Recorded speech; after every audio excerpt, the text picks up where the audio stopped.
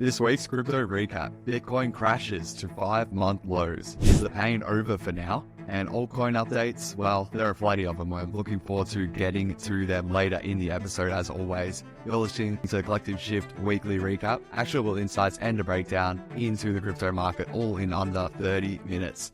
Nick, how are you this week? Very good, despite the broader market that is just continuing to nuke, especially altcoins that are really struggling, against Bitcoin, and Bitcoin itself and Ethereum ahead of this ETF launch downwards. So I think a lot to unpack, especially once we look into things like fear and greed index, hitting lows. So perhaps you can get us ahead of exactly what the market is telling us. Yeah, for sure. So as you can see on the screen there, 55,000, the price of Bitcoin at the moment in US dollar terms. So yeah, that is down by, I think, around 15% over the past 7 days. ETH, I think, is down about, high teens, around 20%. Solana, similar amount. So a real bloodbath on the markets, in the crypto markets at least, for the past 7 days. And as you alluded to there, Nick, we've got the fear and greed index up on the chart, up on the screen here, and we can see multiple, daily prints now on the fear and greed index coming up as fearful. So the market going through, a period of fear with all this selling.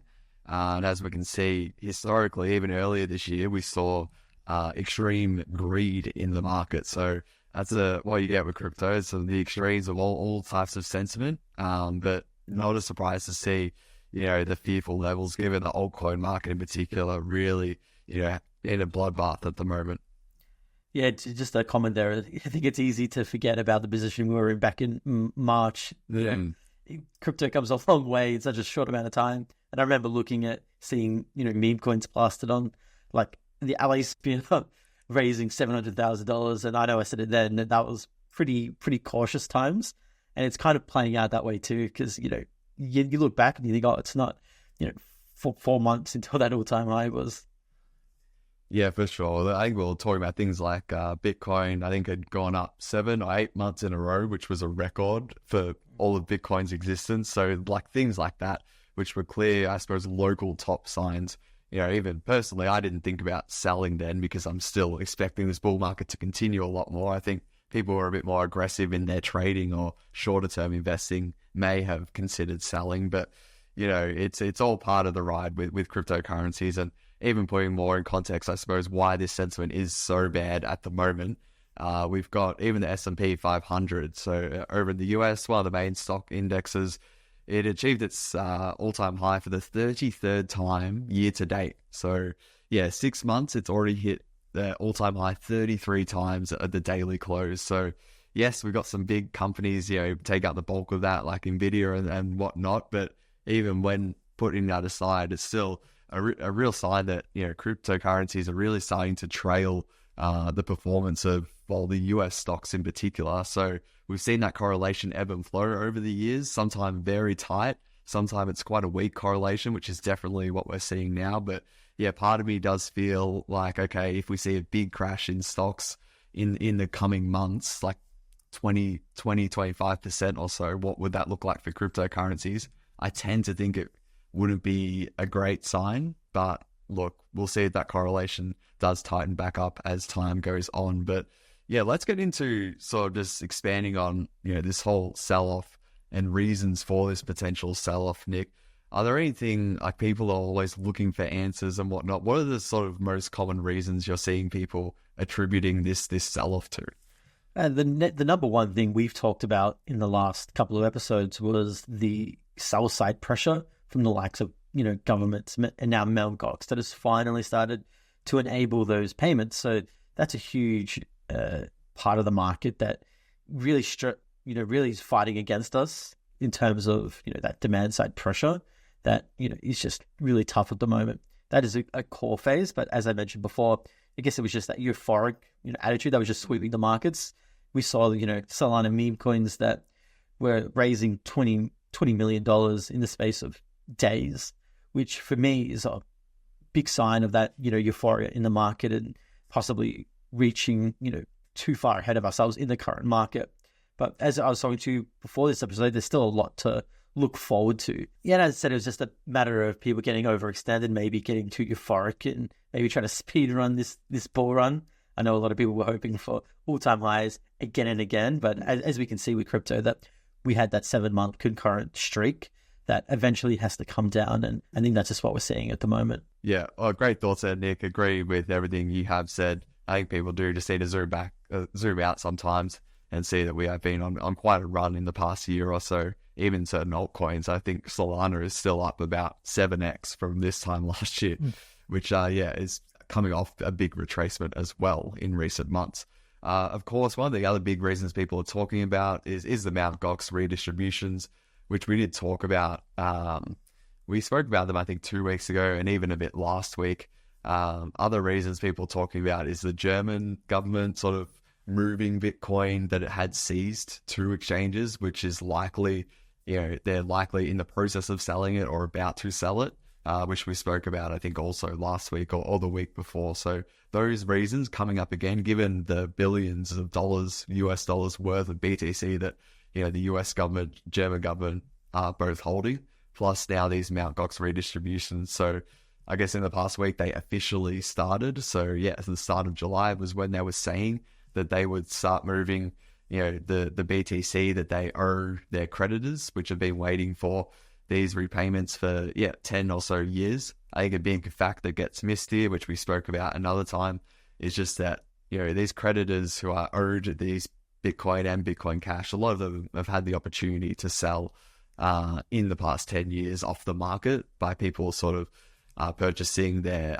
right to be owed that Bitcoin in time, which is now what is happening. So that's, I think, a reason why people are hoping that it may not be too much of a sell side pressure. But as we spoke about the other week, regardless, there will be some sell side pressure of these redistributions. So I think is it about 130,000 or 140,000 BTC? About 145,000 of BTC, but then about 75% chose that early payout. And so if you really get into the numbers, then it's about 60, maybe 1,000 that are in the hands of individual holders who then could potentially sell on the market quicker. But then, as we mentioned, a lot of these people may be long-term aligned really when you got into Bitcoin that early. So not all these will be sellers, but there is a good chunk that, if you take into account 10% of that, it is a tangible amount when you are combining that with, the likes of Germany and the US selling, Bitcoin on the market. Yeah, for sure. So we saw, I guess the big news in a way was, yes, this has started. And now as we go up on the block here reporting that, nearly 47,000 BTC was actually moved by the Mt. Gox sort of administrator or estate. So again, looks like they're starting the process of paying out these creditors, and we'll see how many of them actually go on to sell the BTC. Just getting it up here as well on Axio, so you had a good coverage of how to make sense of all this Mt. Gox redistributions. And I know, Nick, you did a newsletter recently, which we talked about on a recent episode as well. So time will tell really how much of an impact this has. It'll be good to have this behind us. And I think one of the most important things to consider is, I guess, the historical nature of the crypto bull markets. I know we talk about all the time, being surprised at how there was not much of a sell-off in that ride from last year all the way to all-time highs. Normally there was, I think, 10 plus, 15, 10% corrections, but we really didn't see many of those 10% corrections. And we're finally starting to see, one of the bigger corrections happen right now. There's a really good chart that I know we showed for members in some of our live streams, which showed where we sit at the moment using check on-chain data from Checkmate here at Collective Shift, which really just shows how big those drawdowns from previous all-time highs were in bull markets, and just how this is just such a rite of passage for us to really go higher, because I don't think anyone's expecting new all-time high after new all-time high, and this is probably more encouraging than anything. And those people who are long-term aligned are probably licking their lips at opportunities to get even 40,000 Bitcoin, $40,000 Bitcoin, which, if you said again at all-time highs, people were thinking, you'd be crazy to get that, those prices again. So that's another way to look at it. And that's the way I'm sort of excited, because I continually to, convert some of my paycheck into Bitcoin each week, because I just love that long-term attitude of it. Yeah, well said. You can view it however you want. hopefully it does result in BTC going higher over time. Can't really tell what's happening in the next weeks and months, but we'll continue to cover all what's happening with Mt. Gox for sure, given how significant of an event it is and been a long time coming. But moving on to sort of Circle here, and some big news out of the European Union in terms of them implementing the next stage of their sort of market regulations for crypto, which has been gradually rolling out over the past a year or two and continues to roll out, I think, over the coming years. But what have you got about Circle here, Nick? So Circle, if those may not be familiar, they are the backers of one of the biggest stablecoins, USDC. They've come out and become compliant with the new MiCA regulations that are sweeping through Europe at the moment. So this is one of the biggest step forwards into creating tangible, like digital asset and cryptocurrency legislation across Europe. And the first part that they're starting to get beginning with is stablecoins and making sure that they can get stablecoins that are compliant. Because at the moment, stablecoins kind of operated in this kind of weird in-between world where they kind of were, but they kind of weren't. And these new laws just meant that, hey, anyone that wants to create a centralized stablecoin can, and they just got to apply and play by these new rules that are sweeping Europe. Interestingly, though, I saw that Tether is not yet compliant with this new framework. So this is going to be one big one to watch. It's a first step forward to stablecoin legislation, which I'm personally expecting to be such a huge catalyst for the market because stablecoins are huge buyers of US treasuries. They're one of the biggest or most important use cases in the crypto space at the moment. There's increasing appetite to use stablecoins, and we're seeing that with the total market cap for stablecoins start to approach a new time high that was set back in 2022, which was 180 billion. We bottomed at about, I think, 120, but now it's right back up to 160. So approaching that, and I think this will only encourage maybe more cryptocurrencies to move on chain, and hopefully we start to see some legislation out of the US, who is the next big hotbed who does not have stablecoin legislation yet. Great, thanks for that. Yeah, encouraging to see some actual progress in regulations, as slow as it is, but in this sense, a lot of minds going into the MiCA framework and getting that up and running continues to roll out. So we'll see what the effect of that is and whether the US and other countries can progress, as you just mentioned. In terms of the Ethereum ETFs, so I think where we left it off last week was, hey, people were thinking it was going to go live early July.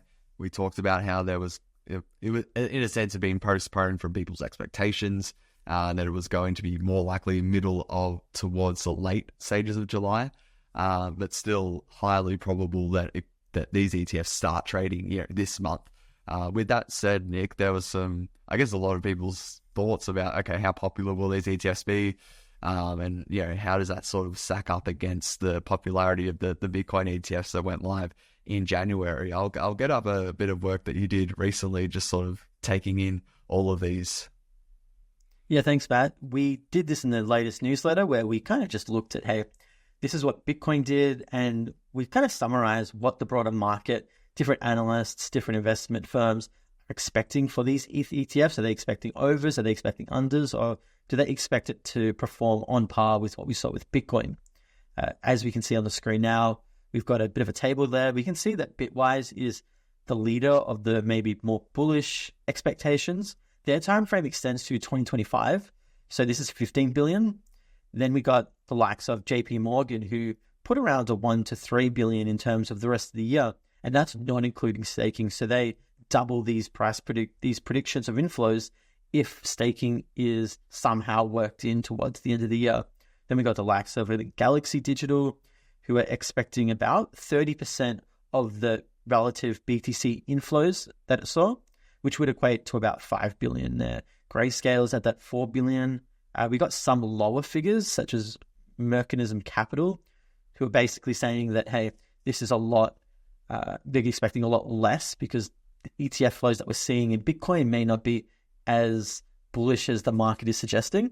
And then I just saw today, Gemini come out and had about that 5 billion by the end of 2024. So we're kind of seeing that they're expecting anywhere from 20 to 30% of the Bitcoin inflows, which would equate to that $3, $4, $5 billion by the end of the year, which would be huge. And this is all sitting around about, because you have to remember that Bitcoin is 3 times larger than ETH by market cap. Yeah. So these predictions are kind of aligning to that change in the market cap there. So that's an important consideration. I'm not sure which side of the seesaw you sit, Matt, of, unders, overs, or somewhere in the middle.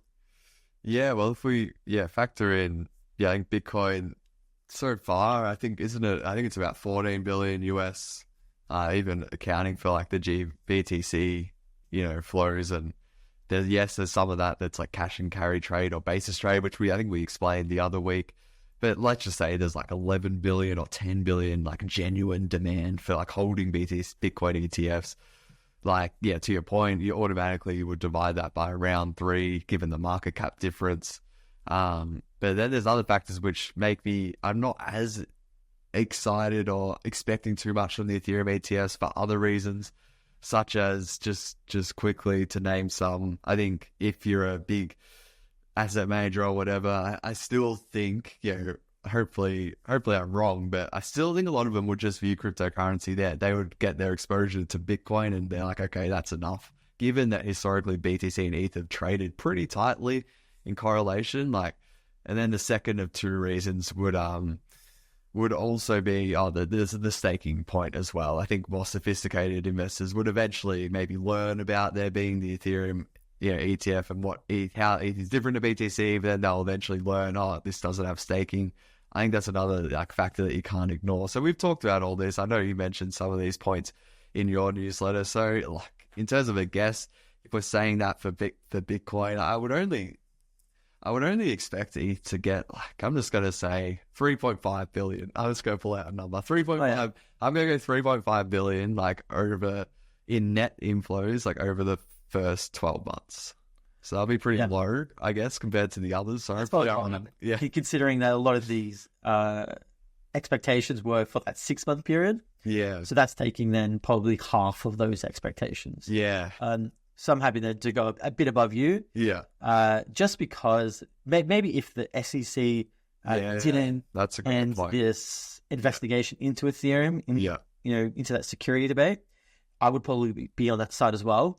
That's a huge catalyst that potentially could reduce some of those, risks in getting involved in it, as well as I think the relative less ETH that is available to purchase on the market. Yeah, that I would side with you is, I think that's important not to be underestimated enough, because there's just so much less ETH that is available to be bought by these ETF issuers, which you could make the argument that there may be less inflows into the ETFs, but would that proportionally affect the price more, because that means that there's less to buy off the market because a lot is being staked and a lot's being put to work into DeFi, that could then trigger the price to have maybe a bit more of an impact, let's say it would on Bitcoin. That's also another argument that could be a double-edged sword.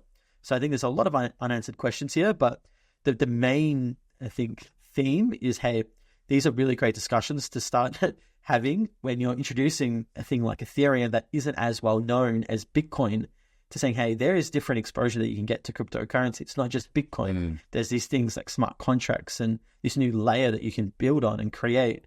And that's only another catalyst for all the other applications that are then built on top of it. And that's what I know Matt Hogan from Bitwise said, the chief investment officer. He said that there's, those $100 million asset managers that want exposure to to the rest of the cryptocurrency space, because they don't want to just have one diversified Bitcoin holdings in the space. They may want to hold on to Ethereum, maybe something else. So that's another angle to look at it. And I'm just really excited by these discussions that are going to be happening. And hopefully we see some outperformance, and the impact on ETH hopefully can be pretty profound. Yeah, for sure. I think that's, just to wrap it up, that is the main, I think the thing I didn't mention was, I think the medium to long term, this development of ETH getting an ETF now, as opposed to in 2025 or 2026, is enormous, because now you're going to get these ETF issuers like BlackRock and Bitwise and VanEck going out, and they've got teams of people going out and educating all the registered investment advisors and different fund managers, educating them about Ethereum, which maybe they had only ever either heard about or they had never previously heard about at all, and they just thought that Bitcoin was all of the crypto market, essentially. So that is definitely a longer term, I guess, tailwind for this big news. I think initially, not as popular, but absolutely, the more of that education, the better. And that was the main takeaway from Bitwise as well. They said that they expect 2025 inflows to exceed 2024 inflows quite considerably. Right. Yeah. So probably onto that same idea of what you're talking about is maybe a slow start, which, the market could interpret as bearish. Who knows what the market does in the short term? Yeah. But over that long term, especially when you add the likes of Morgan Stanley, Wells Fargo, I think Bank of America, a lot of these big institutions that still don't have access to the Bitcoin ETF, let alone are going to support the ETH ETF on day one. So it may take a little while for them to get going, but over that 12 to 24 month time frame, I think you'll be I'll take them overs on, the inflow flowing into these ETFs. Yeah, nice. So of course we'll track it when it goes live, like very likely this month, and we'll see how popular they are both initially and over time as well. So heading over to the altcoin updates, of course, while the market was tanking, there was still a lot of, I guess, still talking points from altcoins, some good, some not so good. So starting off, we'll go with Solana. So up on my screen here, we've just got stablecoin transfer volume really dropping off. Did you see this one, Nick? Yeah, this one caught my eye, especially because Solana had experienced this same issue previously, not just in stablecoins, but in the DeFi ecosystem. So it's one that I'm going to be watching very carefully, and I know we'll include in our upcoming member reports where we dive into Solana, because this is going to be a huge tale. Are these volumes that had been celebrated on Solana real and tangible, or were they, not wash trading, but pumped up or juiced up in certain respects, because there's been certain market makers that may have left the market, and noticeably those volumes and those transfer volumes have decreased. So this is going to be a big one to watch to see how organic the volume is for Solana. Yeah, this is quite the chart up on my screen here. Yeah, I was just eyeballing it.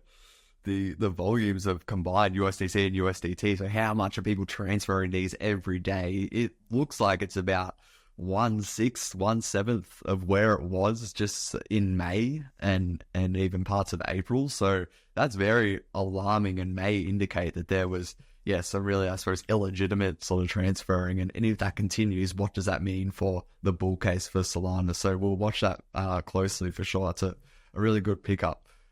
In terms of the next one here, we've got Polkadot. So I suppose it's all public information in terms of how much the DAO equivalent in that sense. I think the Web3 Foundation sort of oversees that, but on their governance forum, they were sort of, I guess, trying to be transparent in terms of breaking down their expenses for the first half of 2024. Someone went in and actually read that, which is, that's an achievement for this space. And then they shared like some of their findings from that report, and in terms of how much, as far as the Polkadot, team in team loosely, but is sort of using that treasury to pay for marketing expenses and whatnot, and just some exorbitant costs that they were really trying to deploy in an effort to gain attention and gain users, and hopefully sort of sticky users, and gain some retention. But it went all over social media last week in terms of how much they were seemingly just burning in terms of costs and marketing. And I don't know, there was quite a few that got a lot of attention. Was there anyone that stood out to you in terms of their expense? It was probably the private jets. Yeah. When you have these, the likes of spending millions on and hundreds of thousands of these jets and especially the conference support. We always joke around, who is supporting these conferences, especially when you see some names that we don't really see many people building on or associating with, but they seem to be all over these conferences. So that was a huge expense. And I saw there was about 87 million worth of tokens left in the treasury over, and they're kind of labeling a 2-year runway with that money. Based on current prices, yeah. So there's a lot there to unpack, but I think it's more of a signal that, hey, Polkadot definitely once, when we covered it, looking into parachain auctions, but that never materialized. And it's been pretty down ever since, struggling to, attract any builders or anything tangible that has long-term use. They're talking about doing, Polkadot 2.0, but I think that's very wishful thinking. And I would probably think Polkadot is going to enter maybe the category of the EOSs and Neos and all these other alt-tail ones that are going to fade into the background, as we can see that, hey, not a lot of runway and not a lot of real adoption. Yeah, for sure. I think we've spoken about previously, like the parachain approach and how that was the source of Polkadot's like undoing in a sense. Like even before they got started, they were at a very big competitive disadvantage when all other projects were dishing out grants and incentives. So we talked about that previously, and now they're trying to reinvigorate it with 2.0, but with that much only in the runway left at roughly 2 years, yeah, it'll be very, very tough work indeed. So we've got to ZK Sync here, and they have introduced last week what they're calling the Elastic Chain. So calling it an ever-expanding network of ZK rollups secured by math and natively interoperable under a uniform, intuitive user experience. So, well, what a mouthful! Yeah, that's apparently the summary. So, yeah, like it's part of the ZK Sync 3.0 sort of upgrade, or it's sort of building on top of that. Essentially, like it sounds like something that's quite similar to Optimism and their super chain sort of concept, where everyone who's involved in that particular ecosystem is going to be able to seamlessly, interoperate with each other in terms of their users, and making it sort of a really nice experience for users. Therefore, like in a way, they won't really ever have to jump across to something like Arbitrum or jump across to Starknet if they're in the Optimism super chain or if they're in the ZK Sync Elastic chain. So that's sort of, I guess, the dream or the ideal goal of these sort of projects. But time will tell sort of when it eventually gets up and running. I imagine it's still a while away. Yeah, I think that's a great summary there, because it still sounds really confusing with a lot of jargon, but it's essentially how can you build this infrastructure to easily allow people to use it and build on it. And there's different competing visions with Optimism versus Arbitrum versus ZK Sync. And it's all going to come down to, can ZK Sync provide like a 10x better user experience and platform than the likes of Optimism and Arbitrum in the way they're going about it? Because at the moment, all the users are on Arbitrum, on Optimism's OP stack, and ZK Sync is still really fighting from behind.